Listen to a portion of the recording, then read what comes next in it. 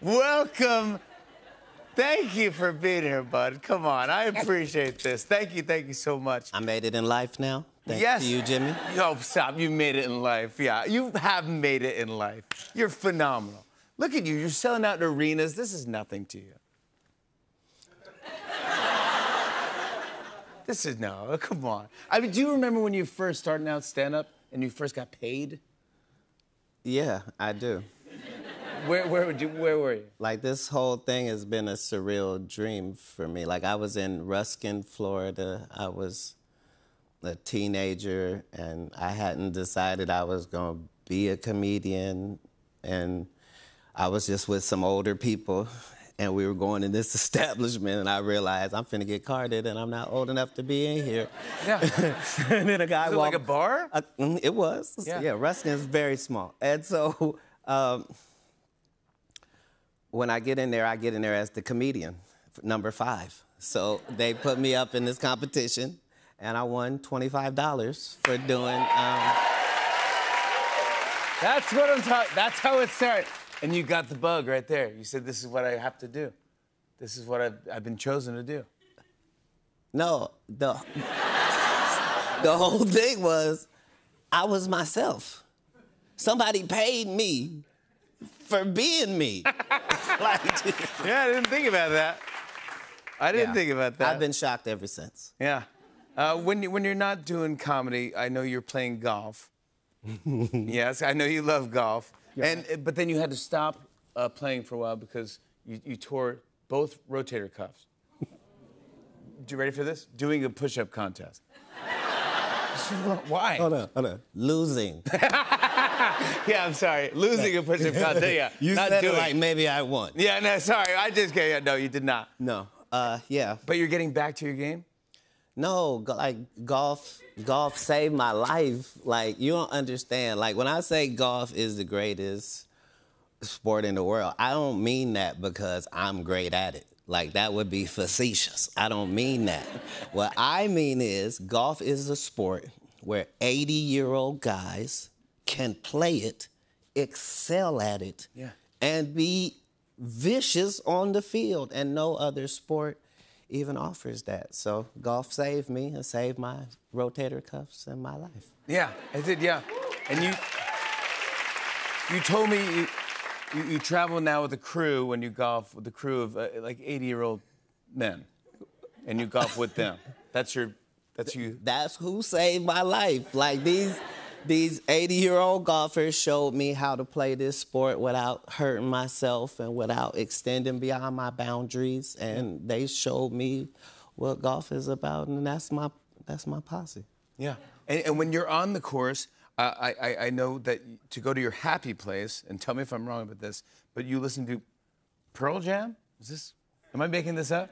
I know there's so many rumors. It's like doing an interview with Jesus. How do you have all my answers? You don't know me like this, Jimmy. I know, I'm really getting... So, yeah. I'm really getting in there. Right, because I'm... Do you remember your first... Right. Welcome to the Pearly Gate. And remember you remember also... the one time you did that? You played Pearl Jam. There's still time. There's still time. Be careful. At home. Yeah. But you love Pearl Jam? That's what you listen to in the golf course? It's not that. It's just that golf honors visualization, which I'm really good at. And comedy likes visualization, and I'm really good at it. So I have this thing where if I need to calm down, I can become 17 again by listening to what I was listening to when I was 17. And it reminds me, like, you ain't nobody.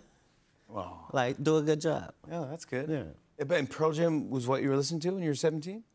I don't know what the age was, but at the time that I was listening to Pearl Jam, I was listening to, like, August and Everything After by Counting Crows. Like these albums, like, I play with no skips in my head because each leads into Once Upon a Time. You know? Wow! Oh, I love that. Next time we're going to have to do a little 90s music game or something. Yeah. We'll figure something fun. Yeah. You're making me look weird. No, No, I'm not. I'm not. You're not. No,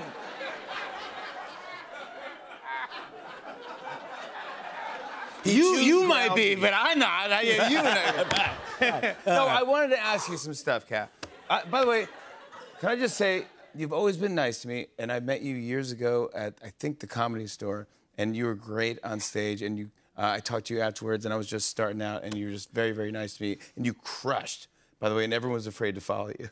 And it was like, no one wanted to go on after you, but thank you for being nice to me. I just want to say that. I have rumors. No, sir. As a white person, I need you to understand what I was thinking on the other end of meeting you, right? Because you remember that, and you remember what you remember, but I remember was a guy that seemed to me to have all of the benefits that would guarantee his success, and he was too stupid to live on any of it. You out there trying to do comedy, you got smooth, milk white skin, you look like you come from money, like you're in here in the trenches with us. If I'm not funny tonight, I'm gonna be hungry. Like, and I see this Jimmy Fallon, I'm like, this guy's gonna freaking make it, I just know it. What are you talking about? I was just as hungry as you were. You didn't look hungry. I was totally hungry. I was just... I'm saying it's 100 million later, Jimmy. Like you did that. No, I know, yes, but I was hungry. Yeah, I was living off of. Yeah, like that was me and you in the trenches together. Trying. I was trying my hardest. Yeah. I'm proud of you. All right, good. Do you remember my act at all? I don't want to talk about your guitar. Oh my God. Then you do remember. You do remember. You do remember. All right. Don't tell. And it's bad. All right. Kat, there's a lot of rumors out there, and on the internet, and sometimes it's hard to tell what's actually true. So I thought, because they lie about me all the time. They do. You can see in front of America, I have always been 5'5". Yes.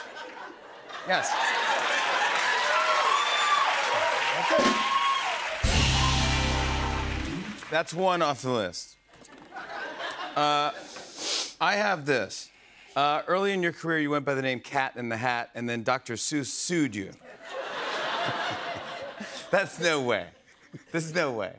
Yeah, all my stories are ridiculous. Okay, so I had only done Comic View twice, Jimmy, and I get a cease and desist. I remember Comic View. No, you really did. I got a cease and desist from my appearances on Comic View, where I made $300 from 3 seasons.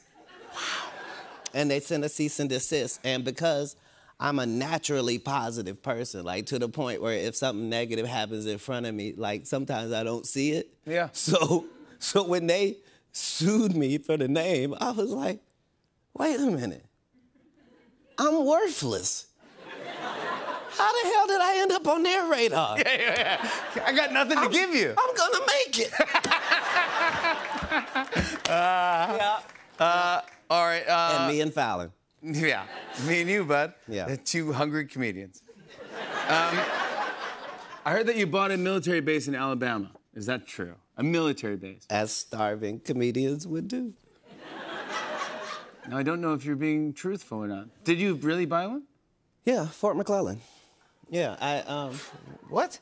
Because the reason why like my life works in golf and off the golf course is because I follow instruction well, right? Mm-hmm. So if I see somebody do a good job, I just want to do a good job. Yeah. I'm gonna follow the example. Yeah. Right? So Tyler Perry got a military base. That's correct. Made it into a movie studio and started making movies. Cat Williams.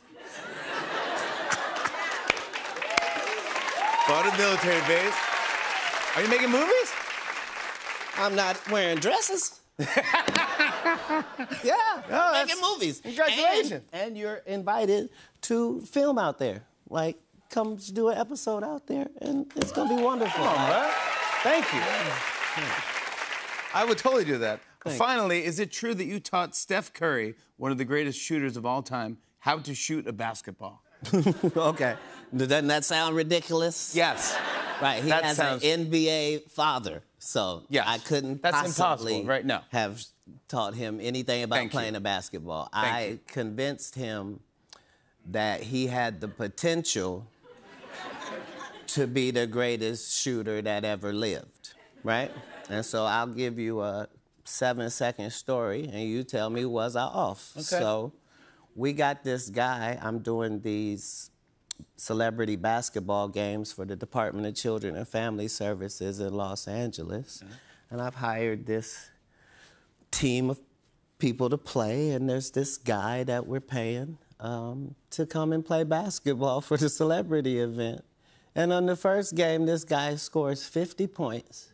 He's never sweating, and he takes all his shots from the half court. Like, that's where he's shooting from. From half court. And he's making 4 out of 6. Yeah.